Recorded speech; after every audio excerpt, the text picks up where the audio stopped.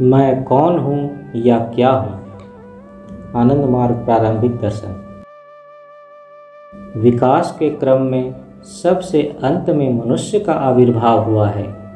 सगुण ब्रह्म के मानसिक देह से उत्पन्न उसके 5 भौतिक देह में चैतन्य का विकास व्यापक रूप से हुआ है।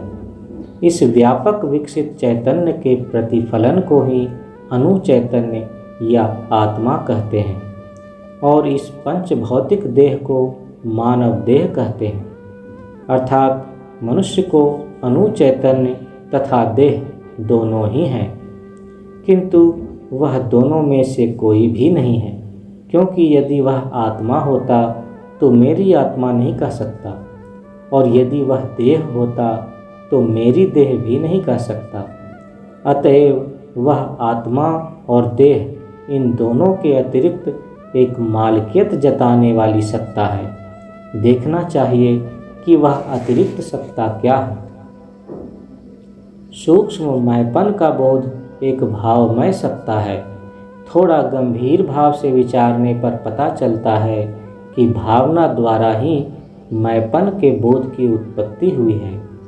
कर्म की भावना या कर्म का होना चैतन्य का सापेक्ष है, इसलिए मैंपन का बोध चैतन्य पर ही निर्भरशील है। अर्थात मैंपन का बोध चैतन्य की ही एक मानसिक अभिव्यक्ति है। चैतन्य के अभाव में अस्तित्व बोध तथा उसका सापेक्ष मैं बोध का उत्पन्न होना संभव नहीं है। आत्मा, जिसको अणु चैतन्य या अणु पुरुष भी कहते हैं, वह सगुण ब्रह्म के ही भीतर होने के कारण उन्हीं के समान प्रकृति के गुणों के अधीन है। प्रकृति के सत्वगुणी प्रभाव द्वारा आत्मा में अस्तित्व बोध जगता है और इस अस्तित्व बोध से ही मैंपन उत्पन्न होता है। इसलिए व्यक्तिगत मैं भावनात्मक हुआ, जिसका विकास अणु चैतन्य के ऊपर प्रकृति के सत्व गुण के प्रभाव से होता है। इसलिए मनुष्य का अस्तित्व बोध या मैं बोध और आत्मा या अणु चैतन्य एक वस्तु नहीं है।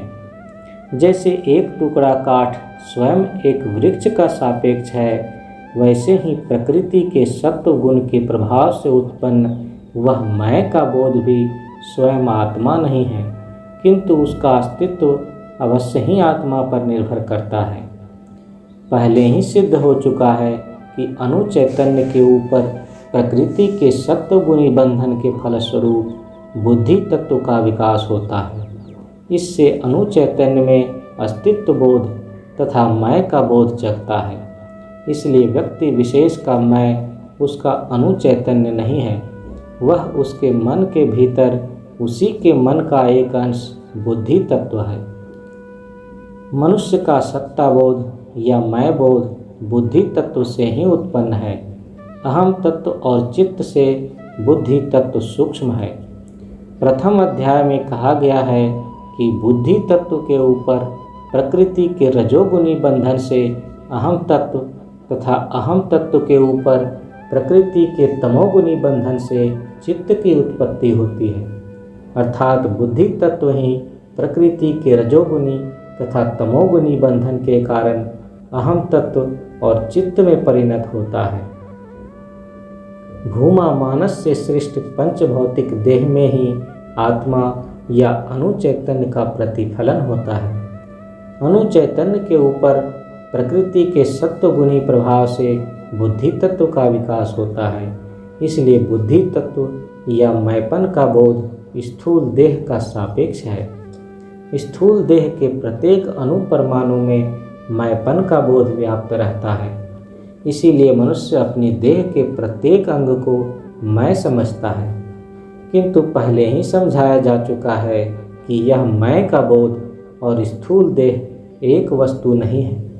मैं का बोध हुआ बुद्धि तत्व और स्थूल देह है उसी के रहने का आश्रय या आधार विशेष। अतएव मनुष्य के मैंपन का बोध न उसका अणु चैतन्य है और न देह। यह अणु चैतन्य की एक मानसिक अभिव्यक्ति है, जिसका नाम हुआ बुद्धि तत्व, तथा इसी की 2 और अभिव्यक्तियां हुई, क्रमशः अहम तत्व और चित्त। श्री श्री आनंद मूर्ति।